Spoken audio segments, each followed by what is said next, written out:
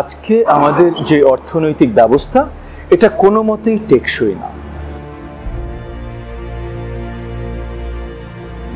আমরা আজকে ক্যাপিটালিজমে বিশ্বাসী, কারণ ক্যাপিটালিজম কাজ করে। অ্যাডাম স্মিথ থেকে শুরু করে ডেভিড রিকার্ডো আজ পর্যন্ত সব জায়গায় আমরা দেখে এসেছি ক্যাপিটালিজম ওয়ার্কস, এটা কাজ করে। কিন্তু তাই বলে একটা জিনিস কাজ করে মানে যে কোনো পরিধিতে যে কোনো উপায়ে যেভাবেই আপনি চালাবেন সেভাবে কাজ করবে, তাও সত্যি না। আমরা যদি প্রকৃতির দিকে তাকাই তাহলে সেখান থেকে এখানে আমাদের শেখার জিনিস আছে। প্রকৃতিতে যার যতখানি প্রয়োজন সে ততখানি প্রকৃতি থেকে নেয়। আপনি জঙ্গলে যদি যান, জঙ্গলের রাজা সিংহ, কিন্তু সিংহ কি সারাদিন শিকার করে? না, সিংহ শুধু সেই সময় শিকার করে যখন তার খাবারের প্রয়োজন। তাহলে সেখানে একটা ব্যালেন্স থাকে। আজকে আমার যখন প্রয়োজন তখন যদি আমি আমার রিসোর্সেস ব্যবহার করি তাহলে একটা ব্যালেন্স থাকে।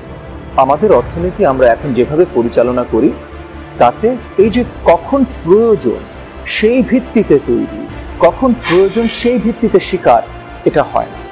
আমরা ননস্টপ না থেমে কন্টিনিউয়াসলি শিকারে আছি। একটা সিংহ যদি সারাদিন শিকার করত, তার ক্ষিধা কতখানি সেটা না দেখে যদি সারাদিন শিকার করত তাহলে কিন্তু জঙ্গল সাফা হয়ে যেত। সেটা হয় না, কারণ কি তার কতখানি প্রয়োজন সেই ভিত্তিতে সে শিকার করে।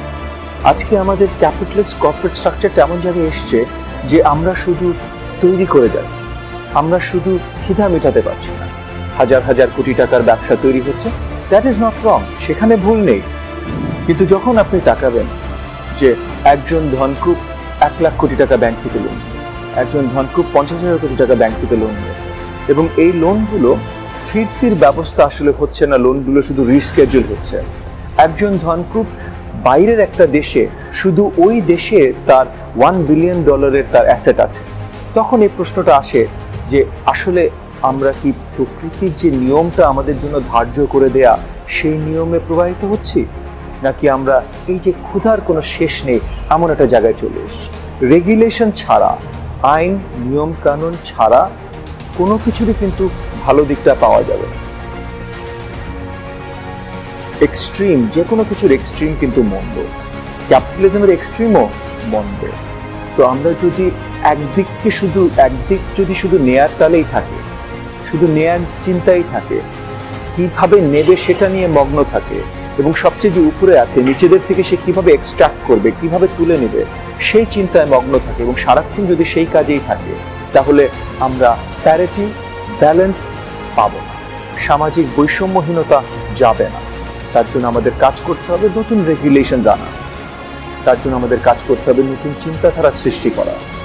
যেন এই যে প্রকৃতি যে নিয়মটা বানিয়ে দিয়েছে যে যতখানি প্রয়োজন সেই হিসেবেই তুমি হান্ট করবে, তাহলে সেই জায়গায় আমরা আবার ফেরত যেতে পারি।